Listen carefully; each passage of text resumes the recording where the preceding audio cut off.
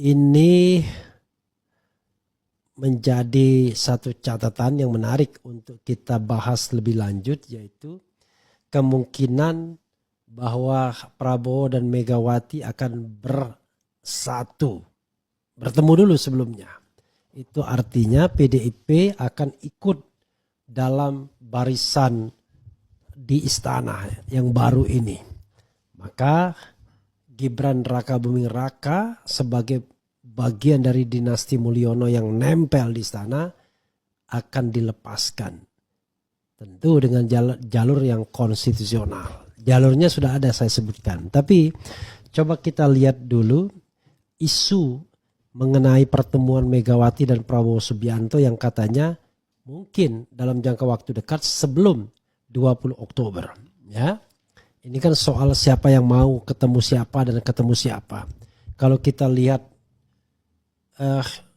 yang beredar ya kementerian, kelihatannya ada bau-bau jatah bagi PDIP ya. Oke.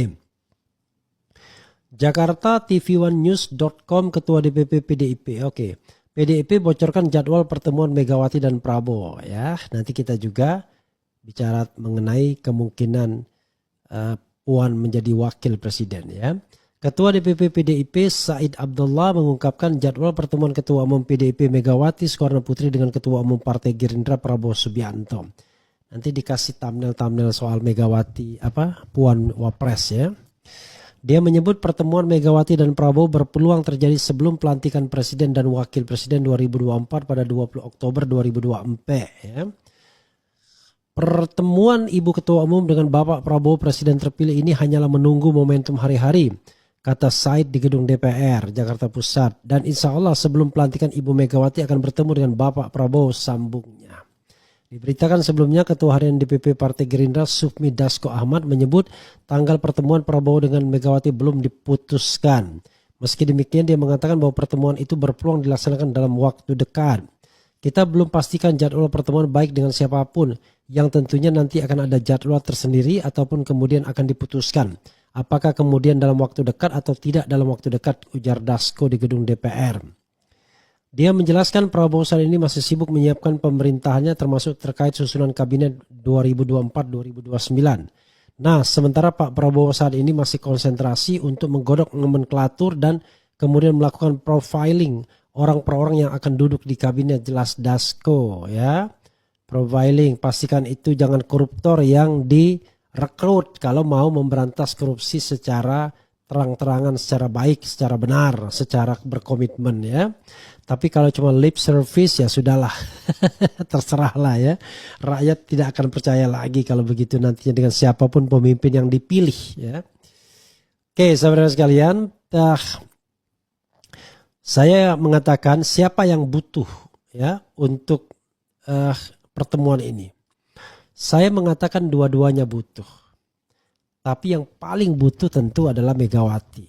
Ya, kenapa begitu? Begini, sederhananya adalah Megawati punya pengalaman menjadi oposisi. Benar, 10 tahun masa pemerintahan SBY karena hubungan pribadinya tidak terlalu baik. Oke? Tapi jangan lupa, ketika Taufik Kimas menjadi ketua MPR, justru SBY lah yang mendukungnya pada tahun 2009. Itu menunjukkan bahwa sesungguhnya ada upaya untuk mendekatkan PDIP dan Demokrat pada waktu itu. Terbukti Taufik Kimas menjadi ketua MPR yang didukung oleh SBY. Kalau tidak karena SBY mendukung, nggak mungkin menjadi ketua MPR. Itu hal yang yang perlu kita garis bawahi. Dan memang 2009 itu SBY begitu dominannya. Setelah menang untuk kedua kalinya dalam Pilpres, dan kita tahu kalau dia tidak ingin Taufik Kimas menjadi ketua MPR bisa saja itu dilakukan. Tapi dia menginginkan sepertinya Taufik Kimas menjadi ketua MPR. Maka jadilah Taufik Kimas sebagai ketua MPR. Itu yang harus kita catat. Nah, semua partai politik ingin berkuasa, ingin jabatan. Apalagi orang seperti Puan Maharani yang sudah terbiasa menikmati jabatan. Baik jabatan sebagai menteri maupun jabatan sebagai ketua DPR. Rasanya tidak mungkin dia tidak menginginkan itu. Apalagi kalau PDIP dibiarkan menjadi oposisi, nggak mungkin. Karena dia partai yang terbesar, ketua DPR-nya Puan Maharani, loh kok oposisi? Jadi sulit jadinya, apalagi dia satu-satunya oposisi. Maka yang akan diupayakan Prabowo adalah tidak ada satupun partai yang beroposisi terhadap dirinya. Jadi kalau Mulyono nggak ada urusan. Pengaruh Mulyono terhadap Golkar itu juga akan dipotong. Menurut saya nanti pimpinan baru Golkar ini tidak akan loyal juga kepada Mulyono lagi dan lebih akan loyal kepada Prabowo. Kalau enggak digoyang-goyang kursinya ya. Jadi kalau kemarin Munas bisa aja ada Munaslup nanti. Jadi saudara sekalian, itu yang harus kita pahami ya. Jadi kalau saya mengatakan bahwa akan ada persatuan PDIP dan Gerindra, ya sangat mungkin. Persatuan antara Megawati dan Prabowo sangat mungkin. Karena tadi saya katakan tidak akan tahan menjadi oposisi selama 5 tahun. Sehingga dia akan mencari bargaining position. Nah, salah satu bargaining position yang mungkin adalah menjadikan Puan sebagai wakil Presiden Prabowo. Bila mana hal itu dimungkinkan. Apakah dimungkinkan? Oh mungkin. Menyingkirkan Gibran itu mudah sekali. Kalau semua partai politik dikuasai oleh Prabowo, lalu mereka mencari alasan untuk menghilangkan atau mengimpeach Gibran, mudah sekali. Hari ini orang bilang Mas Gibran. Besok cuma Gibran doang. Hari ini bilang Mas Gibran ya kan. Besok cuma Gibran. Karena sudah tidak ingin mendukung lagi. Mudah. Kalau semua bisa dikendalikan Prabowo, tinggal keluarkan isu fufu fafa, perbuatan tercela out. Ya, nggak usah susah-susah. Kalau memang korupsi pembuktiannya susah. Kalau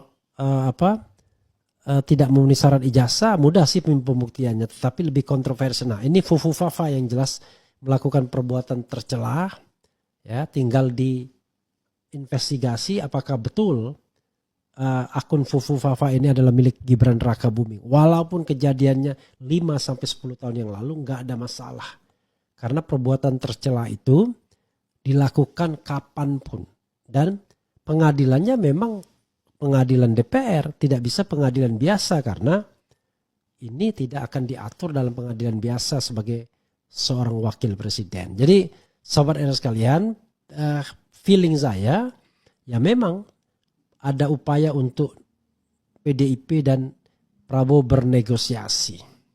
Dan PDIP tidak akan ditinggalkan. Ya, tetap akan diajak dalam gerbong koalisi tersebut. Nah, kalau semuanya masuk kolam, maka biarlah kita yang menjadi oposisi. Jadi saya bilang begini, menjadi oposisi itu berat. Kamu nggak akan kuat partai-partai politik. Biarlah kami yang menjadi oposisi, ya. Nah, kalau Anies ada partai baru, ya mungkin dia bisa menjadi lokomotif oposisi di Indonesia. Tapi bergantung pada mentalitas Anies juga. Apakah Anies seorang fighter? Apakah orang yang tidak mau bertarung? Seperti dikatakan Egy Sujana bahwa Anies katanya tidak besar nyalinya, kecil nyalinya.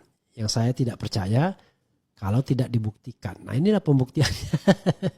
Misalnya setelah menundukkan atau ada settlement dengan PDIP, tiba-tiba Prabowo ngasih kesempatan Anies menjadi salah seorang menteri, maka Anies mau selesai karir politik dia, ya kan? Karena dengan Anies itu adalah soal kepercayaan. Kalau dia adalah seorang pemimpin yang genuine. Begitulah bunyinya sobat era sekalian. Tapi kalau dia masuk kolam juga selesai sudah. Maka di Indonesia 5 tahun ke depan tidak ada satupun yang beroposisi. Semuanya asik-asik saja. Korupsi beramai-ramai. Tidak ada yang ribut. Tapi tetap saja kebenaran akan mencari jalannya sendiri. Dan yang beroposisi akan tetap ada. Saya tetap akan memberikan suara kritis. Mungkin Rocky Gerung juga walaupun dekat dengan Prabowo. Mungkin juga kelompok-kelompok society lainnya. Mungkin juga petisi.